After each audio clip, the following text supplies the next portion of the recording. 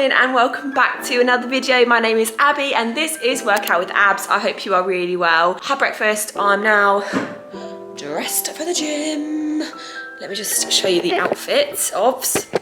I fell out of love with these shorts I'm wearing, but have recently started to wear them again because they are the like cycle shorts and I don't really like that style. The ombre Gymshark cycle shorts. I like the butt look good. Those, and then just a white V-neck training bra. Again, really low support because I'll be doing a lot of compound movements today, so I don't feel like I need a lot of support. I did cardio yesterday, so you won't be doing any of that. So yeah. Oh yeah, and shoes. My new Super Reps. Hola! They are so nice. Oh my god. They look pink as well, so they really go. Get my foot off there. It's very rude. Oh. I'm sneaky on through. I'm playing tennis with a friend, which will be hilarious because I don't and haven't played tennis before. So I'll see you in the gym. The player of the hour.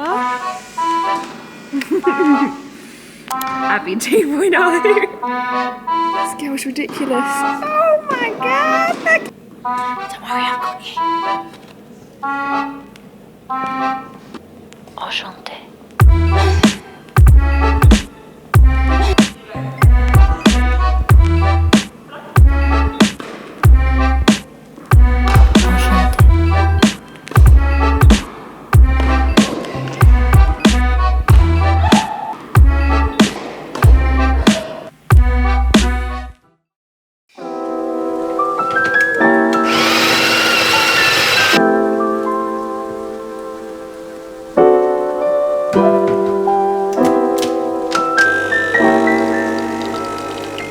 I'm going to be talking all things macros for beginners. I appreciate when you start your own fitness journey, you're new to the gym, you're new to potentially setting goals. I completely appreciate that it is daunting and there is so much information out there and there are so many people with their own opinions that it's like, where do you start? And it's overwhelming.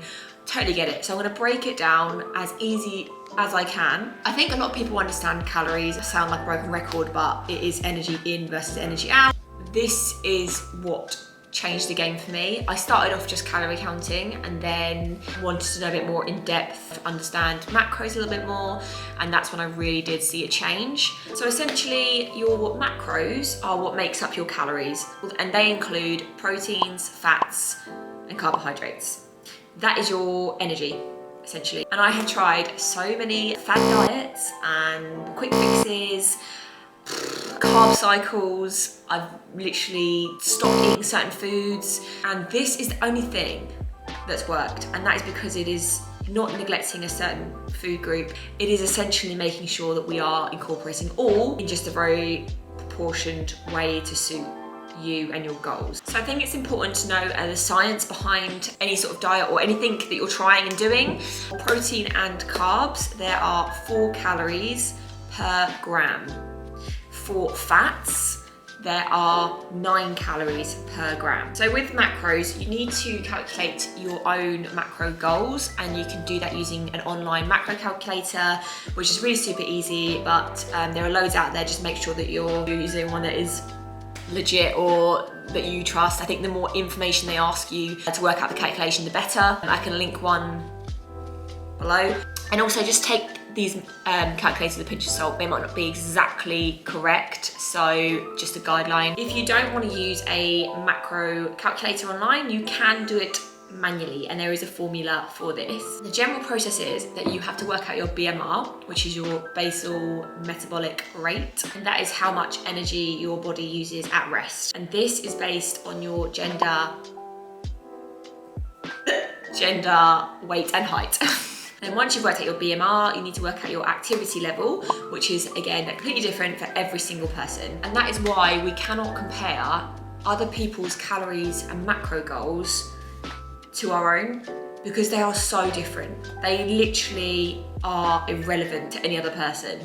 What I eat on a daily basis is definitely not right for somebody else. I can't explain that enough. And the thing is that people genuinely think like, oh, if I just copy exactly what they're doing, then I will have their body. So many factors that make that sentence not true, but yeah, copying their calories and macros will certainly not do that. Once you get your activity level and you've worked out your BMR, you multiply those lads together. That's where your calories get worked out based on your activity level. And that calculation gets you your TDEE, which is your total daily energy expenditure. This is where you adjust your calories and your macros based on your own goals.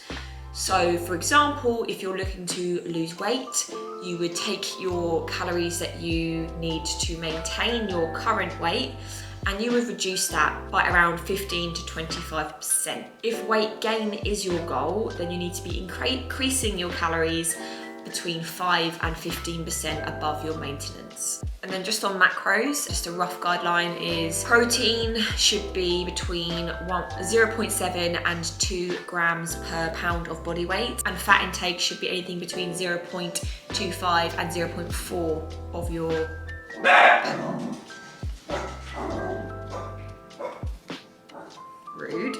per pound of body weight. The rest of your calories will be made up through your carbs. So I hope that makes sense. I understand that it is confusing and that's why some people opt for the calorie calculators, but sometimes it is nice to just do a calculation and then actually do it manually and see whether you're getting the right number. So then once you've got your result of your macros and your calorie goal, it's now time to start being able to track it. I personally use an app called MyFitnessPal, which is totally free and it's super easy to use. You can definitely, I actually have it, but you can buy like a different, like an upgraded version for money, but you don't need to do that. You can still use it completely for free. It's literally as simple as going onto a diary, hitting add food, and you literally scan the barcodes and it comes up with all of the nutrition information and it will put it into fats, carbs, and proteins. So you can see exactly where that bit of food that you've scanned falls within your macros. That makes sense. Once you start getting used to it and like tracking, it's so much easier to then it becomes habit. And then obviously for things that aren't just in a packet that you will consume as like one item and you need to weigh things. So for example, if I was having like 125 grams of rice, I would need to weigh that first on scales and then log it in MyFitnessPal. Something that is a bit like, oh, it's annoying at the start and inconvenient, and then you will genuinely just get used to it. And a bit of advice would be that before you decide to actually like change your habits and change your diet, I personally, and I did it personally myself, I would give tracking your daily food intake now a go and see, just out of interest, like see what it is that you're eating and whereabouts you're eating them within your macros. So I think before I changed my habits, I tracked a day which was like a normal day for me, and I was eating so many carbs. Like my carb intake was above everything else, my protein intake was ridiculously low, and it was really reflected like my mental and really tired all the time, like I had no energy, and it even affected like my mood and stuff. It's also really important to mention, you just can't put loads of pressure on yourself.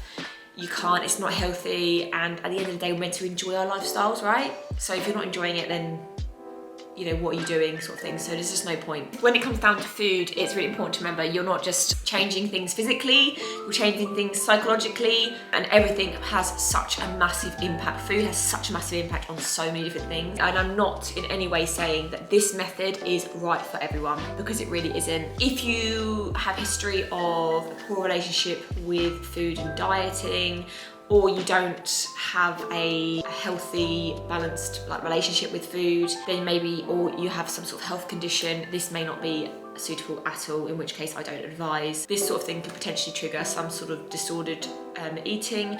We need to make sure that we are being healthy with our habits, people. So yeah, I think that brings me to the end of my chat. Hope it gave you a better understanding of just what the are macros. I appreciate it's a lot of information. This was one of the most requested things to do. At the end of the day, don't overcomplicate things. If you're starting out, you're starting a fitness journey, maybe let's focus on calories. Get that down, get used to tracking your calories. Like I personally done is after I got my head around the calories, going more in depth and then looking into my macros, and that's when things really stepped up a gear for me and my physique. If you like this video, then please give it a thumbs up. It really does support my channel, and obviously if you subscribe, I'd love you forever. Just trying to build a little community on here, and it is a really hard platform to break. If you are subscribed, then thank you so much, and if you're thinking about it, please do it.